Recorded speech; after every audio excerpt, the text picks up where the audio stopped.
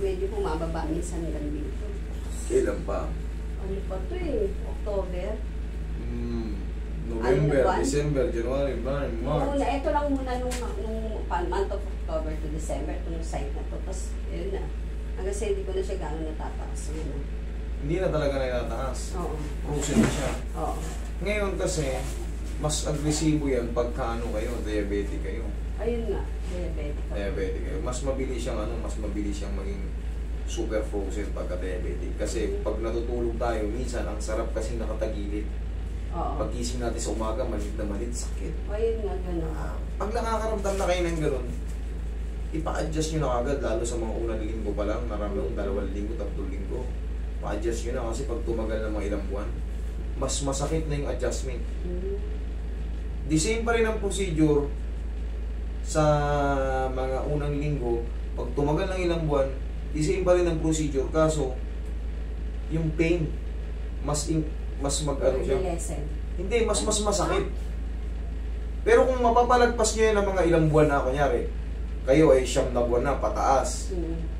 Yan, mas less na. Pero kayo yung 8 months pababa, pasok na pasok kayo sa reglementary period, kumbaga sa medyo masakit ang ano. Pero kaya nyo, napapaload nyo naman to, di ba? Pinanood sa akin na anak ko kanina. Sabi niya, huwag ka lang... Kanina lang? Oo, sabi niya, ma, huwag ka lang nervyusin. Oo, huwag ka nervosin. Kaya ko namang i-handle to. Okay. Tuturuan ko kayo. Maaaring pwede kayong bumalik. Maaaring kayo na lang mag-exercise sa sarili nyo.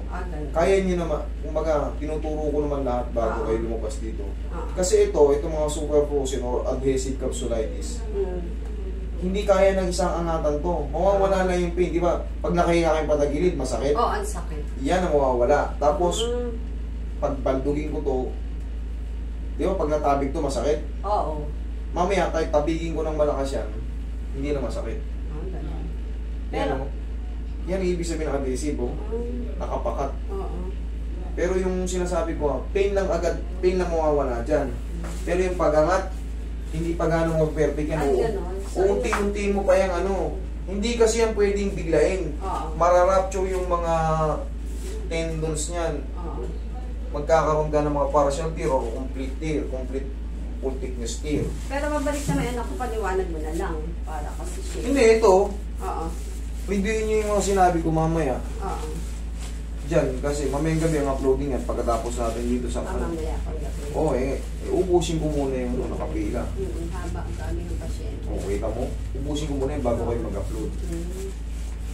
Ngayon, ang pinaka-discarte dyan, exercise yun. Actually, nag-exercise ako nang wala nang malaman kung ano, diabetic na. Kung ginagawa ko, baliktad naman kayo. Hindi kasi na-depress ako eh.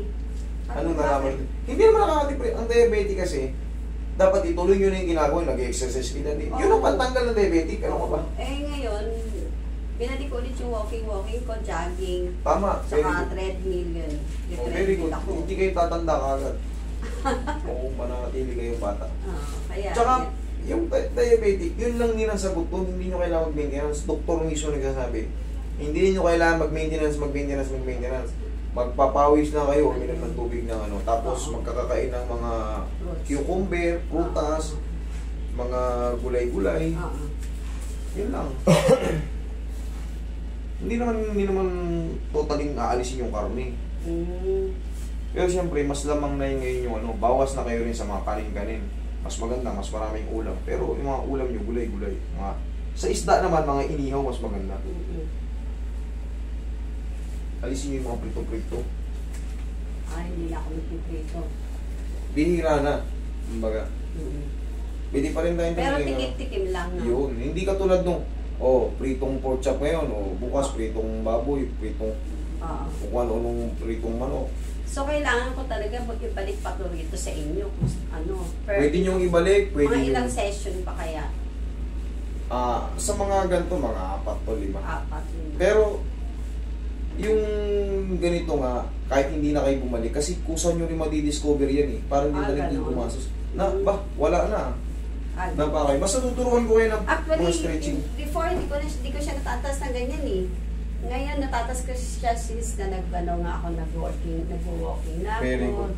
Okay. Tinatry ko talaga yung best na Tapa kayo, ma'am. Sakto niyo po yung mga tutas. Yung pala, nadi-discover nyo rin pala. Tama yung mga exercise. Ano Okay. yung tatapat ko yung ano ko? Tata? Sa mukha niya. Check nyo Oo. lang. Yan. Tapos? Okay. Yan. Okay, relax Tanda na. lang sir ah. Oo, wala pa kayong opera? Ay, yung aking ano, Ano? myoma. Kailan? Pero ano, matagal na, 8 years na. Ah, wala yun. Relax na.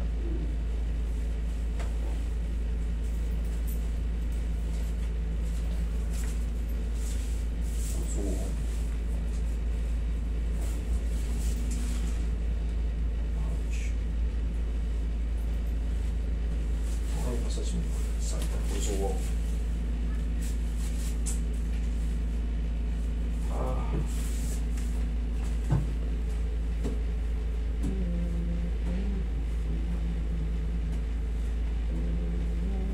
Marami pa.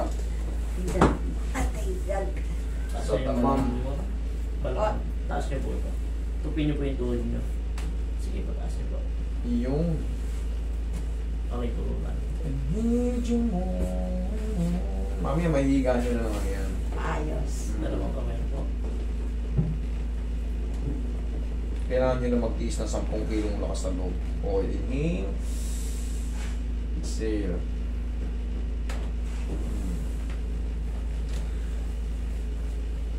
Diyan lang muna. Kunin ko po muna.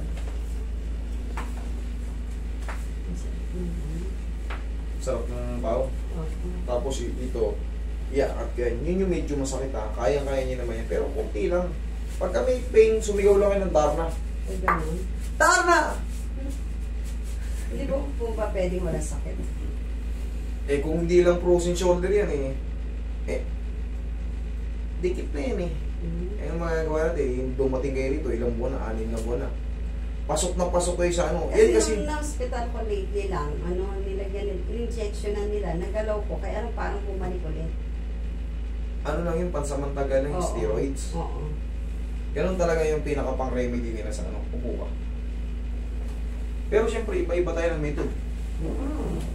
Pwede nyo naman dalhin ulit yan doon kung talagang, kung doon kayo healthy. Oo. Hindi kasi ano actually akala ko ano lang yung normal lang kasi syempre na-high blood ako. Ano ko, sumuka ka na sumuka. Tapos yun na ano na siya.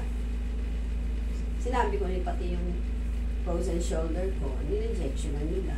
Then after few weeks, ayan, bumalik. Bakit kayo sumuka na sumuka? Alam nyo, baka na ano kayo, na-overpatig kayo.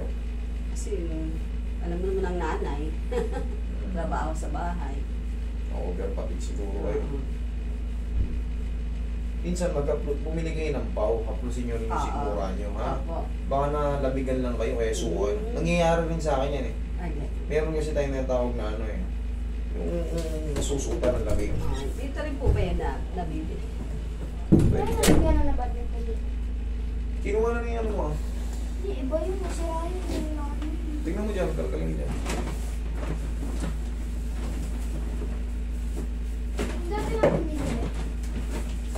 Ang nakakilala mo. Ismo mo na ako. Wala kang bakit. Kaya pala kamukha mo eh. Relax lang. Kaya? Medyo. O, sigaw nyo lang. Idar na dar niyan, ano lang yan. Okay. Kaya? Kaya? O, di sa tanungin mo ako hanggang saan kaya yung kaya. Sige po. Kailangan nyo umunat-unatin yan kasi nga yan, yung mga tendon yan, kailangan hindi rin mabigla. O, kaya? Opo. Kaya? Sige po. Yan. Kaya pa? Ah. Yan. Konti. Yan. Ay, Di na? medyo. Yan. Sakit. 1, 2, 3. Oh. Ganun lang stretching. Tapos balik-balik lang. Ang bilang lang 1, 2, 3. Basta pagka may pain na, mabilis lang. 1, 2, 3 lang. Okay. 1, 2, 3. O, tapos ganito. Araw-araw na gagawin nyo ganyan. O, ginagawa ko to eh. Yan ang pinaka-safe na exercise. Oo, Parang ginagawa iniikot-ikot ko. nyo na yung head humerus sa ano. Tapos, Yun nga, iangat natin. Last na to, ang final na. Ito yung ilalaban na. Thank you. Ngayon, 30 seconds may pain yan or 20 seconds. Tapos, pag hinigaan nyo na yan, Wala na. kayang-kaya nyo na. Bearable na yan. Bearable na yan. Kayang-kaya nyo na yan. Tapos, siyempre, basta ito lang exercise nyo palagi. Ito. Bakit nila? Nakasan nyo ng konti. Yan, oh. Kaya naman, hindi naman masakit, di ba? Oh, wala. Pero nandito ako sa... Kasi nandito ako sa office nyo. Sige, tingnan mo. Wala na yung pain. Kasi pag inano ko to, nilay down ko to. Ang sakit. Ando yung pain eh. Eh ngayon, Wala na. Tsaka eto pag once na ginanito ko siya, ando Masakit. pa rin yung pain. O ngayon? Ngayon wala na. Ibig sabihin, oh, wala. kahit ako pwede ko palang gawin yung exercise na yan. Yes! Ngayon kasi iba na yan kasi na-adjust ko na. Oo. Iba yung ano. Eh kung di ko Pero pinakailaman yan, the best po is kailangan maibalik pa. O hindi na. pwede nyo ibalik mga after 3 weeks. Oo. Pwedeng hindi na. Basta palagi nyo lang ganyan. Tapos after nyo mag-stretch, tapos kapit kayo sa grills or sa mga ano nyo. 1, 2, 3, mabilis na ako balik. Tapos yung mga ganyan, oh. Siyempre, medyo hirap pa yan eh. Hindi ko kasi pwede-pwersahin kasi nga baka ma-rupture. Meron na kasing pumunta niyan dito, galing dun kay ano. Hindi ko lang pwedeng banggitin. Oo. Ako sa inyo lang po kasi Na-rupture sinabi yan, ko kaya dito, nga. oo. Pero siyempre, basta tinuturo ko na lang kung ano yung magiging para Dapat. makabuti sa inyo. Oo. Pag ganyan-ganyan, oh. Pag may pain na, 1, 2, 3, balik. Okay. O, mas maganda kung may balance kayo. 1, 2, 3.